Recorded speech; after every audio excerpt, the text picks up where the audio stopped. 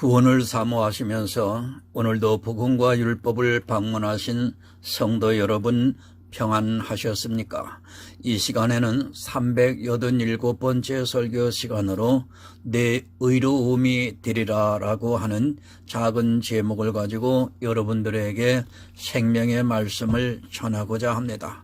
오늘 성경의 본문은 신명기 24장 10절에서 13절이 되겠습니다. 무릇 내 이웃에게 구워줄 때에 네가 그 집에 들어가서 전진물을 취하지 말고 너는 밖에 섰고 네게 구우는 자가 전진물을 가지고 나와서 네게 줄 것이며 그가 가난한 자여든 너는 그의 전진물을 가지고 자지 말고 해질 때에 그 전진물을 반드시 그에게 돌릴 것이라. 그리하면 그가 그 옷을 입고 자며 너를 위하여 축복하리니 그 일이 내 하나님 여호와 앞에 내 의로움이 되리라. 아멘. 사랑과 은혜가 많으신 아버지 하나님 감사합니다. 오늘도 복음과 율법을 통해서 영생의 말씀을 바로 전하고 들을 수 있는 은총을 허락해 주심을 감사합니다. 특별히 오늘 본문의 말씀은 전진물에 대한 것이며 또한 그것을 구워주는 문제에 대해서 전하고자 합니다. 이 전진물은 바로 생명이 있는 예수 그리스도의 복음임을 하나님 오늘 전하고자 합니다.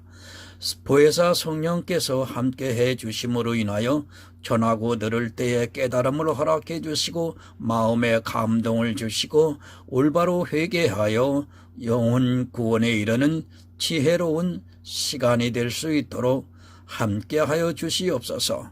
예수 그리스도의 이름으로 기도드리옵나이다. 아멘. 성도 여러분 평안하셨습니까? 예수 그리스도, 지금 한국교회는 예수 그리스도를 믿는다고 말하고 있습니다. 인류의 역사 가운데 분명히 한국교회는 보이는 외적으로는 엄청난 부흥을 이룬 것은 사실입니다. 그런 외적인 모습을 보고 마치 하나님께서 역사를 하신 것으로 생각을 하고 있는 사람들이 많이 있습니다. 겉으로는 그렇게 보입니다. 그러나 실상을 보면 예수 그리스도를 믿는 사람은 거의 없고 다 기독교라고 하는 종교에 빠져 있다고 보아야 합니다. 믿음을 모르고 그저 종교에 빠져서 기독교라고 하는 한 종교인으로 살아가고 있는 것이 이 시대 교인들의 모습이라고 보면 맞습니다. 이스라엘이 유대 교인인 것과 같이 이 시대 예수를 믿는다고 하는 사람들은 모두가 기독교인입니다. 성도 여러분 부탁드립니다. 종교인이 되지 마시기 바랍니다. 그것은 자기 영혼을 사망으로 끌고 가는 것임을 바로 알아야 합니다. 하지만 무엇이 중요한 줄을 모르고 있기 때문에 기독교라는 종교 안에서 사람들은 자기들이 하나님을 믿고 예수 그리스도의 은혜를 받아들이고 있다고 생각을 하고 있습니다. 하지만 현재 한국 기독교는 종교가 되어 있고 그 종교라고 하는 틀 안에서 사람들은 종교에 묶여 있다는 것을 깨닫지 못하고 있습니다. 예수 그리스도를 안 믿고 있습니다.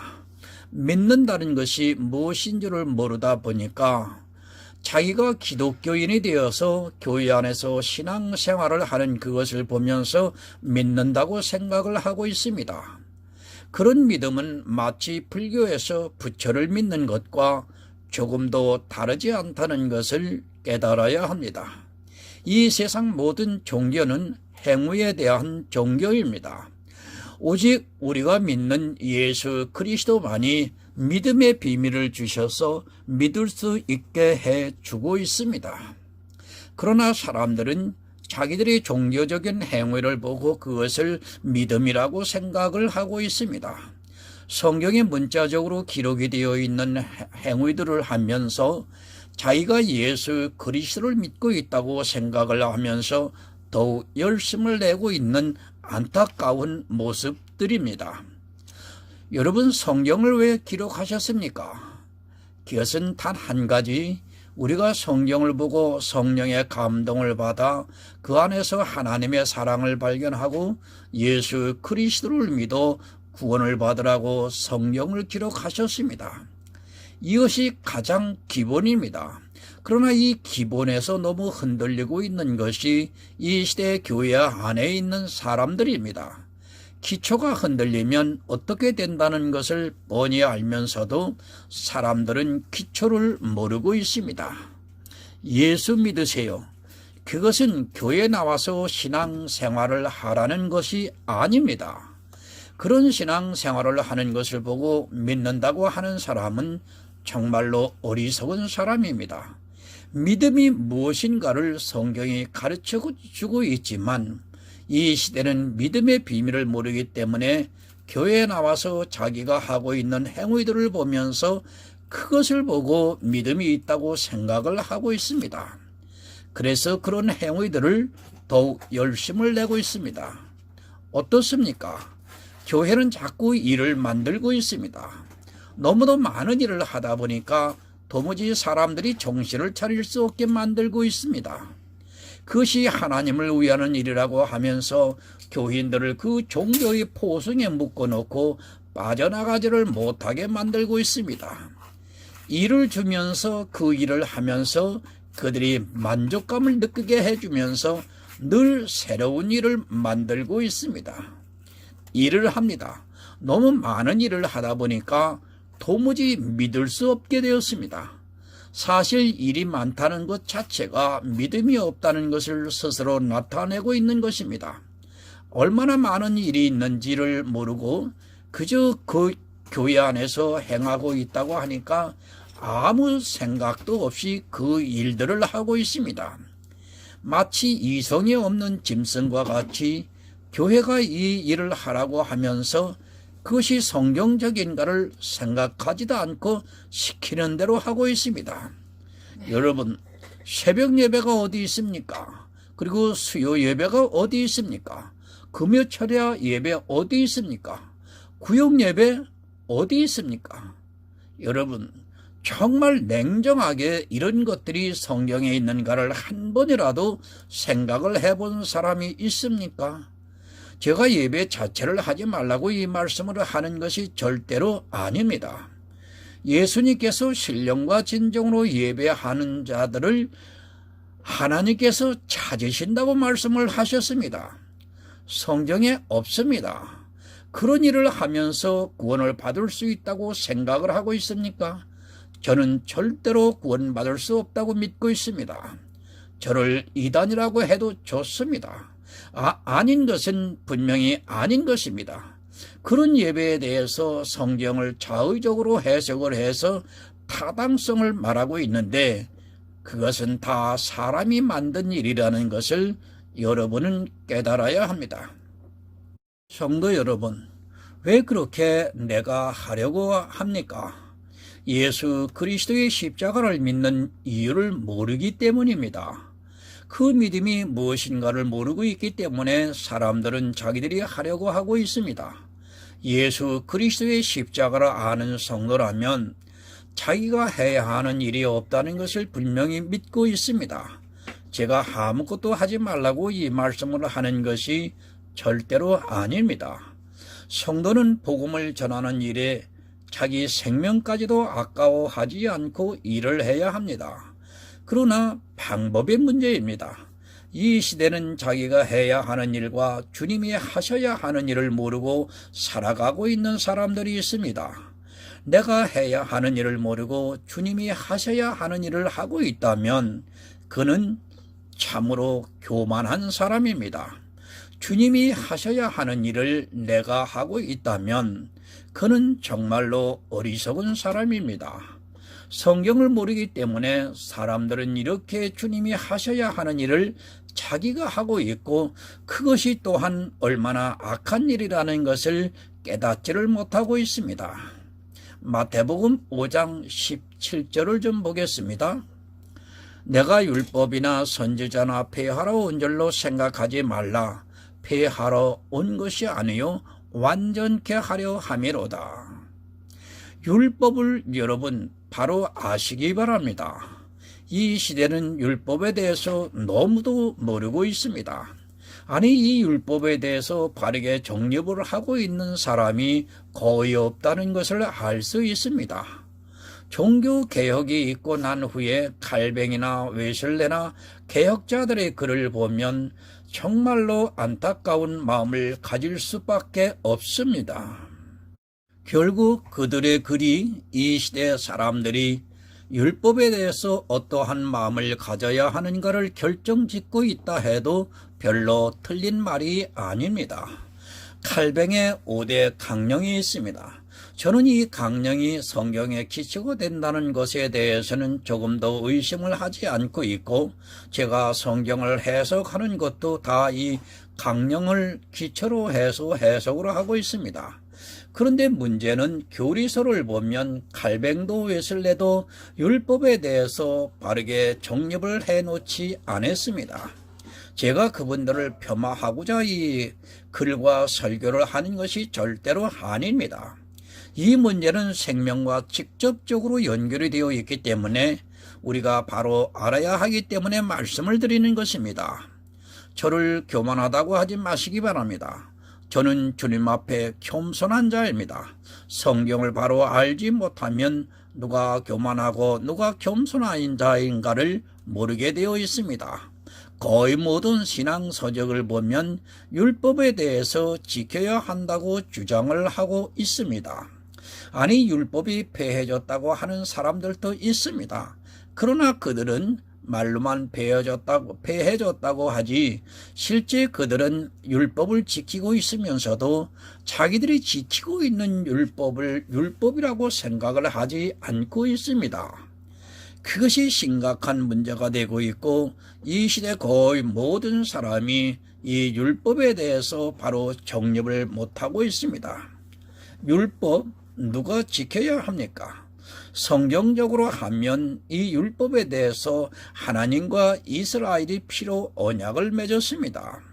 이스라엘은 율법을 지켜야 하는 의무가 있었습니다. 그러나 하나님께서는 이 이스라엘이 율법을 못 지킨다는 것을 너무도 잘 알고 계시기 때문에 바로 성막을 주셔서 예수 그리스도를 믿으라고 했지만 이스라엘은 오히려 더욱 율법주의에 빠져들어가고 말았습니다. 그것을 사도 바울이 말씀을 하고 있습니다. 로마서에서 율법으로 죄를 깨닫게 하기 위해서 주셨다고 말씀을 하고 있습니다. 이스라엘에게 율법을 주셨을 때도 그들이 이 율법을 통해서 죄를 깨닫게 하기 위해서 주셨습니다. 그런데 지금 이 시대의 이방인들이 율법을 지키겠다고 주장하고 있습니다.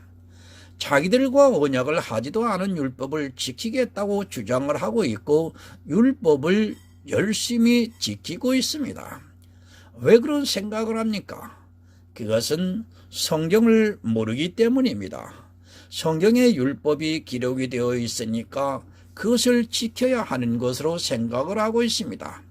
성경을 문자적으로 보고 성경에 기록이 되어 있고 또 하나님께서 선지자들을 통해서 이스라엘에게 율법을 지키라고 한 말씀을 보면서 율법을 지켜야 한다고 생각을 하고 있습니다. 회사 대표인 사장이 있습니다. 그리고 사원이 있습니다. 사원이 해야 하는 일이 있고 사장이 해야 하는 일이 있습니다. 어떤 일을 진행하는 데 있어 그것을 결정해서 결제를 하는 일은 사장이 해야 하는 일입니다. 그런데 사원이 자기 마음대로 이 일을 좋은 것 같으니까 사장에게 결제도 안 맡고 자기가 한다고 생각해 보시기 바랍니다. 이 사원이 누구입니까? 정말로 교만한 자입니다. 설령 그 일이 잘 돼서 많은 이익을 남긴다 할지라도 이 사원은 교만한 자입니다. 자기가 해야 하는 일을 모르고 사장이 해야 하는 일을 자기 마음대로 결제를 하고 했다면 이 사원은 나중에 사장으로부터 분명히 버림을 받게 될 것입니다. 어쩌다 한 번쯤은 성공을 했을지 몰라도 계속해서 사장이 있는데도 자기가 결정을 해서 일을 하면 사장이 나중에는 기분이 상하게 되어 있고 그 사원을 가만두지를 않습니다. 여러분, 이와 같습니다. 성경을 보고 내가 해야 하는 일과 주님이 해야 하는 일을 분별을 못하게 되면 이 사원과 같이 된다는 것을 깨달으셔야 합니다. 성경에 기록이 되어 있다고 해서 다 내가 해야 하는 것으로 생각하지 마시기 바랍니다. 내가 해야 하는 일이 있고 주님이 하셔야 하는 일이 있습니다. 그런데 이 시대 사람들은 그것이 분별이 안 되고 있습니다. 사원의 사장의 일을 계속하면 어떻게 됩니까? 사장이 언젠가는 분명히 진노를 하게 되어 있고 그 사원은 자기 분수를 모르기 때문에 내어쫓김을 당하게 되어 있습니다. 이 시대의 교인들이 바로 이와 같이 자기가 해야 하는 일과 예수님께서 하셔야 하는 일을 분별을 못하고 있습니다. 그것이 얼마나 큰 악이라는 것을 전혀 깨닫지 못하고 주님이 하셔야 하는 일을 자기들이 하고 있습니다. 악한 자입니다. 그러나 이 시대의 교인들은 그런 악을 행하고 있으면서도 오히려 그 악에 대해서 더욱 열심을 내고 있습니다. 자기가 어떤 악을 행하고 있는 줄을 모르고 종교에 빠져 종교의 포석로 묶여서 꼼짝을 못하고 있는 것이 이 시대 교인들의 모습입니다. 여러분, 율법 누가 지킵니까? 내가 지키는 것이 아닙니다. 마태복음에서 그것을 가르쳐주고 있습니다. 내가 율법을 폐하러 온 줄로 생각하지 말라. 폐하러 온 것이 아니요 완전케 하려 오셨다고 말씀을 하고 있습니다. 이 말씀을 여러분 바로 아시기 바랍니다. 하나님께서 모세를 통해 율법을 반포하셨습니다. 그 율법을 인생은 어느 누구도 지킬 수 없다는 것을 성경이 가르쳐주고 있습니다. 아무도 못 지킵니다. 그 율법을 완성케 하려고 예수님께서 이 세상에 오셨습니다. 율법을 누가 지켜야 하는가 하면 바로 예수님께서 율법을 지키셔야 하는 것입니다. 우리는 율법을 통해서 죄를 깨닫는 것이고 율법을 지키시는 분은 예수님이라는 말씀입니다. 율법을 완성케 하려고 오셨습니다. 그런데 이 시대 교인들은 자기들이 이 율법을 지키려고 하고 있습니다. 하나님께서 지키라고 하지도 않았는데 자기들이 스스로 이 율법을 지키겠다고 주장을 하고 있습니다. 그것이 얼마나 악한 일인가를 모르고 자기들이 지키고 있는 몇 가지 율법의 행위를 보고 자기가 대단히 믿음이 좋은 것으로 착각을 하고 있습니다. 여러분, 예수님께서 율법을 완성하셨습니다. 그래서 성경에 예수님은 죄가 없으신 분이라고 말씀을 하고 있습니다. 죄가 없다는 말씀은 예수님께서 율법을 완성하셨다는 말씀입니다. 하지만 사람들은 자기들이 지키고 있습니다. 예수님께서 지키셔야 하는 율법을 자기들이 지키고 있습니다. 그것이 얼마나 큰 악이라는 것을 모르고 그 악을 행하느라 잠을 못 자고 있습니다. 우리는 믿으면 됩니다. 그런데 이 시대는 믿지를 않고 있습니다.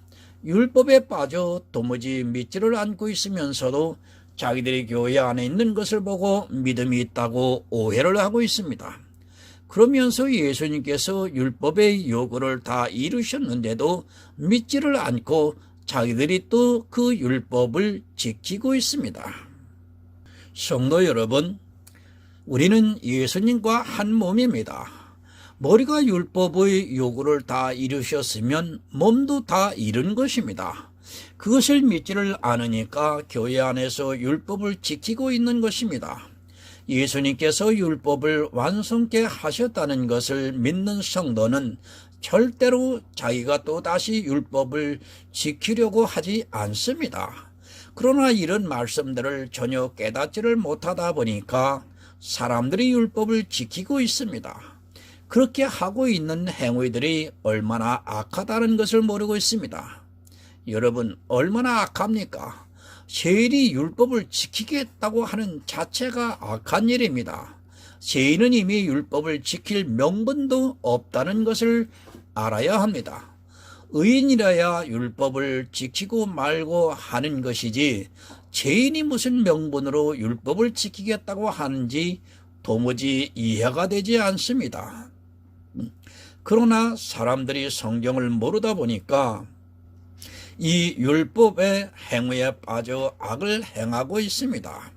아니, 자기들이 행하고 있는 새벽 예배, 수요 예배, 금요 철야 예배, 구역 예배 등 그런 행위들이 율법이라는 것조차 모르고 살아가고 있습니다. 거듭 말씀드립니다. 여러분, 악한 자가 되지 마시기 바랍니다. 성도는 자기가 해야 하는 일을 바로 알고 있어야 합니다. 우리 성도는 주님이 하신 일을 믿는 그것입니다. 주님께서 이 세상에 오셔서 율법을 완성케 하셔서 우리로 율법에서 자유하게 해 주신 것을 믿음으로 받아들인다는 것을 깨달아야 합니다. 이것이 믿음입니다. 그러나 믿지를 않고 있습니다. 오히려 악을 행하는 일에 열심을 내면서 악을 더 많이 쌓고 있습니다. 마태복음에서 분명히 주님께서 말씀을 하고 있습니다. 율법은 내가 지키는 것이라고 말씀을 하고 있지만 이 시대에 그것을 모르고 자기들이 주님이 되는 것으로 착각을 하고 있고 그것이 얼마나 큰 악이라는 것을 모르고 있습니다. 본문 10절을 봅니다. 무릇 내 이웃에게 구워줄 때에 내가 그 집에 들어가서 전진물을 취하지 말고. 사람이 사는 세상입니다. 늘 이 세상에는 부자와 가난한 자가 함께 살아가고 있습니다. 부자는 모든 것을 풍족하게 누리면서 살아가고 있지만 가난한 자는 한 끼 식사를 못할 정도로 가난해져서 남의 집에 가서 식량을 끄거나 아니면 돈을 구워서 당장 식사를 해결을 하고 있습니다. 그 율법입니다. 네 이웃에게 구워줄 때 그 집에 들어가서 전진물을 취하지 말라고 말씀을 하고 있습니다. 쉽게 말씀을 드립니다. 가난한 네 이웃이 내게 와서 무엇을 구고자 할 때 그 집에 들어가서 내 스스로 담보물을 취하지 말라고 말씀을 하고 있습니다. 지금은 거의 사라지고 없지만 예전에는 전당포가 있었습니다. 사람들이 돈을 빌리고자 하면 자기에게 있는 물건을 가지고 가서 그 값에 해당하는 돈을 빌려서 썼습니다. 지금 그 말씀을 하고 있습니다. 가난하기 때문에 이웃에게 돈을 빌려야 합니다. 그럴 때 네 이웃이 너에게 구고자 할 때 네 이웃의 집에 들어가서 담보물을 취하지 말라고 말씀을 하고 있습니다. 지금의 법과는 많은 차이가 있습니다. 지금은 사람이 빚을 지면 결국에는 경매에 붙이게 되고 경매를 하게 되면 담보물들을 팔지 못하게 딱지를 붙이고 있습니다. 집에까지 들어갑니다. 그러나 하나님께서는 그 집에 들어가지 말라고 말씀을 하고 있습니다. 구워주는데 담보물을 잡는데 내가 집에 들어가서 담보물을 취하지 말라고 말씀을 하고 있습니다. 지금과 시대가 많은 차이가 있습니다. 이 시대의 전진물이라고 하는 것은 뒤에서 언급이 되겠지만 겉옷이 전진물이라는 것을 말씀을 하고 있습니다. 옷이 귀했던 것 같습니다. 당시 이스라엘은 옷이 정말 귀했습니다. 그래서 그 옷을 담보물로 해서 식량을 구워서 먹었던 것으로 생각이 됩니다. 지금과 같이 보석 같은 것이 많았던 것이 아니라 이스라엘은 옷이 가장 귀했던 것으로 생각이 됩니다. 그래서 나아만 장군의 말씀을 보면 겉옷을 10벌을 예물로 준비해 가지고 오는 것을 볼 수 있습니다. 겉옷을 가지러 집으로 들어가지 말라고 말씀을 합니다. 옷이라는 것은 영적으로 구원을 상징하는 것입니다. 그가 내게 구고자 할 때 겉옷을 담보물로 줄 때 네가 그 집에 들어가서 담보물을 취하지 말고 밖에서 기다리라고 말씀을 하고 있습니다. 왜 집에 들어가지 말라고 하는 줄은 저도 잘 이해가 안 됩니다. 어찌되었든 율법에 내 이웃이 네게 구고자 할 때 겉옷을 담보물로 할 때 그 집에 들어가지 말고 밖에서 기다리라고 말씀을 하고 있습니다. 율법입니다. 실제 이스라엘에서는 이렇게 했습니다. 지금 우리의 상식으로는 도무지 이해가 안 되는 일입니다. 겉옷을 누가 담보물로 잡겠습니까? 더구나 남에게 꾸고자 하는 사람이라면 겉옷이 좋은 것이 아니라고 생각을 합니다. 그러나 이 겉옷은 구원을 상징하는 것이기 때문에 우리의 상식으로 성경을 보아서는 안 되는 것입니다. 11절을 봅니다. 너는 밖에 섰고 네게 꾸는 자가 전진물을 가지고 나와서 네게 줄 것이며, 너는 밖에서 있으라고 말씀을 합니다. 그러면 네게 꾸고자 하는 자가 전진물을 가지고 와서 네게 줄 것이라고 말씀을 하고 있습니다. 담보물이 있어야 꿀 수가 있습니다. 지금도 누구에게 꾸려면 대부분 담보를 요구하고 있습니다. 물론 신용으로 하는 경우도 있지만 대부분은 담보를 요구합니다. 집에 들어가지 말라고 합니다. 집에 들어가지 말라고 하는 이유는 아마도 그런 것 같습니다. 이웃의 집에 들어갈 때는 평안을 빌어 주어야 하는데 지금 이웃이 평안하지 않기 때문에 나에게 꾸려고 하고 있고 또 전지물을 잡으려고 하고 있다는 것은 그에게 결코 평안한 일이 아니기 때문에 집에 들어가지 말라고 하는 것 같습니다. 꾸는 일입니다. 남에게 꾸고자 하는 집은 평안할 수 없습니다. 만약에 그 집에 평안을 빌어주려면 그에게 거저 주어야지 전진물을 잡아서는 안 됩니다. 전진물을 잡기 위해서는 그래서 율법의 집에 들어가지 말고 밖에서 기다리라고 율법에 정해 놓았습니다. 이스라엘은 이웃의 집에 들어갈 때는 그 집의 평안을 빌어주어야 합니다. 옷을 담보로 맡기고 있습니다. 육적인 것을 꾸기 위해서 옷을 담보로 하고 있습니다. 당시 꾸는 것은 거의 대부분이 식량 때문에 꾸는 것입니다. 식량이 없어서 꾸고 있는데 그 이웃이 내게 와서 꾸고자 할 때 그냥 주는 것이 아니라 전진물을 잡고자 할 때는 그 집에 들어가지 말고 밖에서 기다리다가 전진물을 주면 그것을 받으라고 말하고 있습니다. 식량이 없습니다. 육적인 양식을 통해서 영적인 것을 가르쳐주고 있습니다. 구울 때는 그가 가난하기 때문에 꾸고 있는 것입니다. 육적으로 식량이 없어서 꾸고자 할 때 이스라엘에서는 그 땅에서 겉옷이 귀하기 때문에 그 옷을 전진물로 해서 꾸어 주었습니다. 이 옷은 구원을 상징하는 것이고 식량이 없어 꾸고자 하는 집은 자기 구원의 옷까지 맡겨야 하는 형편입니다. 이스라엘의 육적인 율법입니다. 잘 이해하시기 바랍니다. 이 율법을 왜 이렇게 정해 놓았는가를 알아야 합니다. 지금 이 시대도 역시 이 율법과 같은 일이 일어나고 있다는 것을 우리가 깨달아야 합니다. 이 시대도 역시 양식이 없어 꾸고자 하는 사람들이 있습니다. 본문 12절입니다.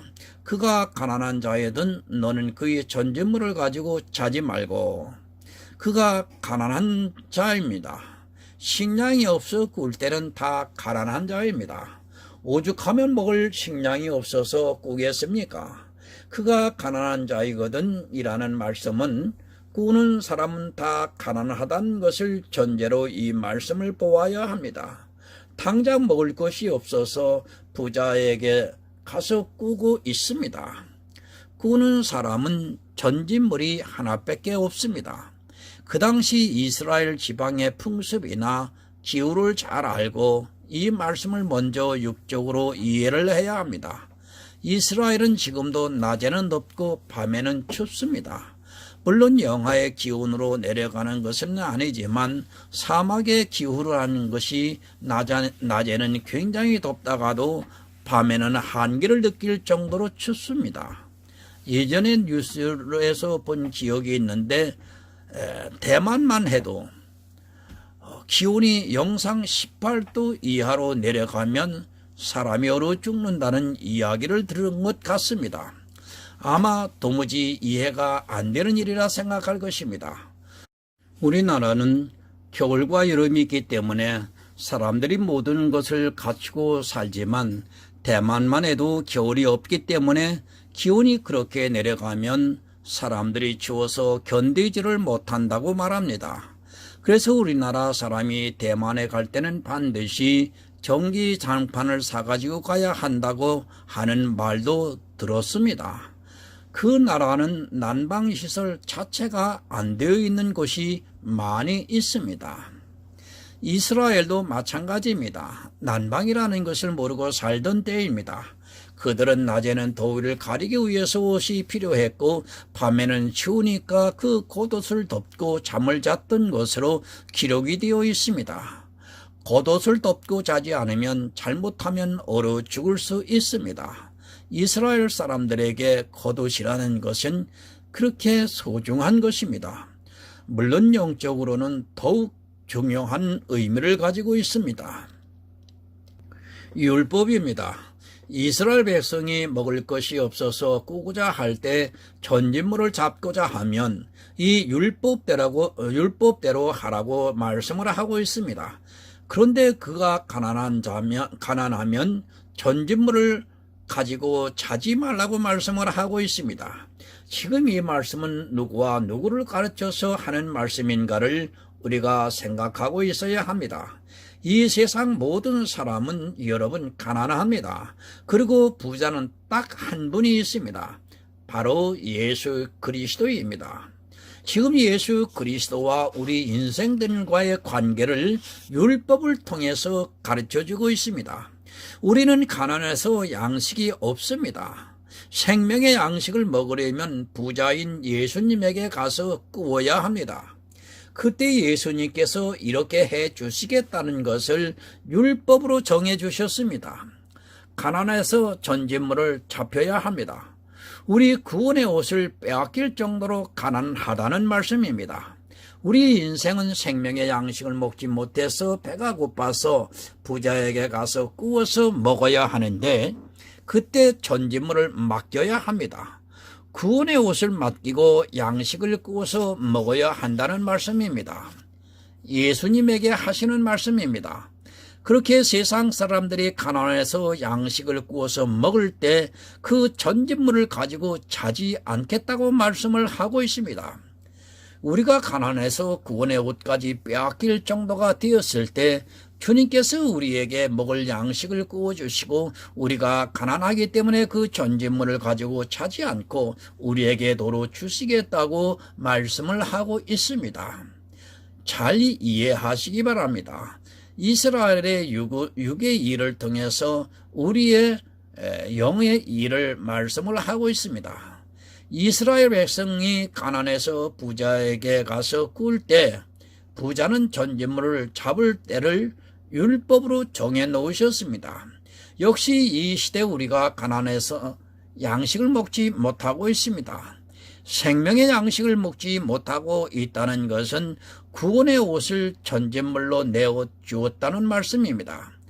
가난해서 양식이 없습니다. 생명의 양식이 없기 때문에 구원을 받을 수 없다는 말씀입니다. 그것을 비유로 그렇게 가난한 사람은 전진물을 자기가 꾸고자 하는 자에게 맡겨야 하는데 율법에 가난한 자가 꾸거든 그 전진물을 가지고 자지 말고 가난한 자에게 주라고 말씀을 하고 있습니다. 본문 13절입니다. 해질 때에 그 전진물을 반드시 그에게 돌릴 것이라. 그리하면 그가 그 옷을 입고 자며 너를 위하여 축복하리니 그 일이 네 하나님 여호와 앞에서 내 의로움이 되리라. 해질 때에 그 전진물을 반드시 그에게 돌려주라고 말씀합니다. 여러분, 해질 때가 언제입니까? 물론 하루가 지나갈 때 해가 지고 있습니다. 그러나 이 세상에 해가 질 때가 있습니다. 바로 종말을 말씀을 하고 있습니다. 주님께서는 우리가 가난해서 양식을 구워 먹고 있을 때 이 말씀은 우리는 빚진 자라서 구원을 받을 수 없다는 말씀입니다. 그때를 말씀하고 있습니다. 해질 때에 반드시 전진물을 돌려주라고 말씀을 하고 있습니다. 누가 돌려주는 것입니까? 우리 주님이 우리가 가난해서 빚을 져서 구원의 옷을 빼앗겨 있는 상태에 있을 때 주님은 부자이기 때문에 우리에게 양식을 먹이고 또한 구원의 겉옷까지도 다시 돌려주신다는 것을 율법을 통해서 가르쳐주고 있습니다. 해질 때입니다. 하루 해가 질 때도 있습니다. 또한 개인의 죽음이 있을 수 있습니다. 그리고 종말의 때가 있을 수 있습니다. 그 해가 지면 얼어 죽을 수 있으니까 그 전진물을 돌려주어서 그가 따뜻하게 덮고 잘 수 있게 해준다는 것을 말씀을 하고 있습니다. 누가 이렇게 하고 있습니까? 주님께서 이 세상에 오셔서 우리 가난한 자들을 위해서 이렇게 해주실 것을 미리 율법을 통해서 가르쳐주고 있습니다. 우리가 가난해서 생명의 양식을 못 먹어서 구원의 옷을 전진물로 빼앗길 때 주님께서 부자로 이 세상에 오셔서 우리에게 다시 전진물을 돌려주시겠다고 말씀을 하고 있습니다. 우리는 가난해서 구원의 옷을 빼앗겼습니다. 양식이 없어서 구원을 받을 수 없게 되었다는 말씀입니다. 그때 주님께서 우리에게 전진물을 다시 돌려주라고 율법에 정해 놓으셨습니다. 얼마나 감사한 일입니까? 우리가 가난해서 양식이 없어서 구원의 옷을 빼앗겼는데 주님께서 부자로 이 세상에 오셔서 전진물을 다시 돌려주어서 우리가 덮고 잘 수 있게 해 주시고 있다는 말씀입니다. 마태복음 22장 11절과 13절을 보겠습니다. 임금이 손을 보러 들어올 때 거기서 예복을 입지 않은 한 사람을 보고 가로되 친구여 어찌하여 예복을 입지 않고 여기 들어왔느냐 하니 저가 유구무원이언을 임금이 사환들에게 말하되 그 수족을 결박하여 바깥 어둠에 내어 던지라. 거기서 슬피 울며 이를 갈미 있으리라 하니라. 여러분, 옷을 입혀 주셨습니다. 주님께서는 우리가 가난해서 빼앗긴 전진물을 다시 돌려주시기 위해서 이 세상에 오셨습니다. 그러나 교회 안에는 이 전진물을 다시 받기를 거절하고 있는 사람들이 있습니다. 예수님께서 주시는 옷을 그냥 받아 입으면 되는데 입지를 않고 있습니다. 예복을 주시고 있습니다. 그것은 내가 일을 해서 갚는 것이 아닙니다. 나는 가난해서 그것을 다시 찾을 수 없습니다. 그저 처분만 바라고 있는데 부자인 예수께서 우리에게 전진물을 다시 돌려주시고 있습니다. 혼인잔치를 통해서 우리에게 옷을 입혀주고 있지만 사람들이 그 옷 입기를 거절을 하고 있습니다. 율법에 이렇게 미리 주님께서 우리에게 전진물을 다시 돌려주실 것을 말씀을 하고 있지만 사람들은 그것을 받지를 않고 있습니다. 내가 꾼 것을 갚은 것이 아닙니다. 내가 가난하기 때문에 다시 돌려주신 것입니다. 그래서 주님께서 심령이 가난한 자는 천국이 저희 것임이라고 말씀을 하고 있습니다. 하지만 이 시대는 자기에게서 전진물이 빼앗겨진 것을 모르고 있고 또 주님이 거저 예복을 입혀주시겠다고 하는데도 그것을 거절을 하고 있습니다. 그가 옷을 입고 자면 너무 축복한다고 말씀을 하고 있습니다. 얼마나 감사합니까? 전진물을 우리가 다시 찾을 수 없는데 주님께서 가난한 나를 불쌍히 여기시고 다시 돌려주셨습니다. 정말 말로 표현할 수 없을 정도로 감사합니다. 당연히 그 은혜에 감사해야 할 것입니다. 그러나 이 시대는 자기가 가난하다는 것을 모르고 있고 전진물을 빼앗겼다는 것도 모르고 있고 또 주님이 다시 주시고 있는데도 깨닫지를 못하고 있습니다. 그 일이 네 하나님 여호와 앞에서 내 의로움이 되리라. 누가 의롭습니까? 이 세상에서 의로우신 분은 오직 예수 그리스도밖에는 없습니다. 주님께서 이렇게 우리가 잃어버린 구원의 옷을 다시 입혀주시는 것이 주님의 의로움이 된다고 말씀을 하고 있습니다. 주님께서는 이 세상에 오셔서 율법을 완성케 하셨습니다.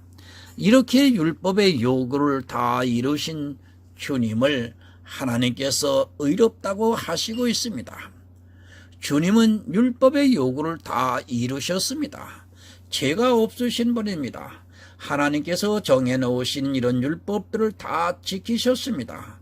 우리가 가난해서 전진물을 빼앗겼는데도 주님께서는 그것을 해가 지기 전에 다시 돌려주셨습니다. 우리가 주님에 의해 옷을 다시 입고 잘 수 있게 해 주셨습니다. 여러분, 율법 누가 지킵니까? 예수 그리스도께서 지키시는 것입니다. 물론 예수 그리스도를 나타내는 것도 있지만 이렇게 주님께서는 율법을 지켜주셔서 율법을 완성케 하셔서 우리가 빼앗긴 전진물을 다시 돌려주셨습니다. 그러나 이 시대는 예수 그리스도를 안 믿고 있습니다. 예수 그리스도를 바로 믿으시기 바랍니다.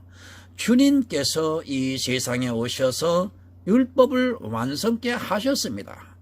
그래서 우리가 가난해서 전진물을 맡겨야 하는데 주님께서 해가 지기 전에 다시 돌려주셔서 우리가 지금 그 옷을 입고 있습니다.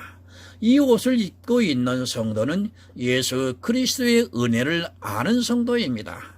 주님이 다시 주시는 옷을 입고 구원을 받아 천국에서 모든 축복을 누리시기를 예수 그리스도의 이름으로 이 시간 부탁드립니다. 하나님 아버지 감사합니다. 복음과 율법을 하나님 바르게 전했습니다. 하나님, 모든 사람들이 율법을 죄인인 우리가 지켜야 하는 것으로 열심히 더 많이 지키는 것이 믿음의 척도인 것으로 잘못 알고 잘못 가르침을 받았습니다.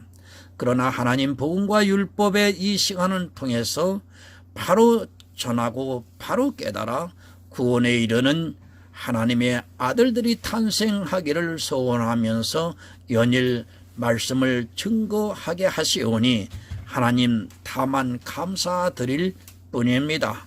깨닫고 감동을 느끼는 그 심령을 통해서 하나님 영원히 보좌에서 찬양 받아 주시옵소서. 예수 그리스도의 이름으로 기도드리옵나이다. 아멘.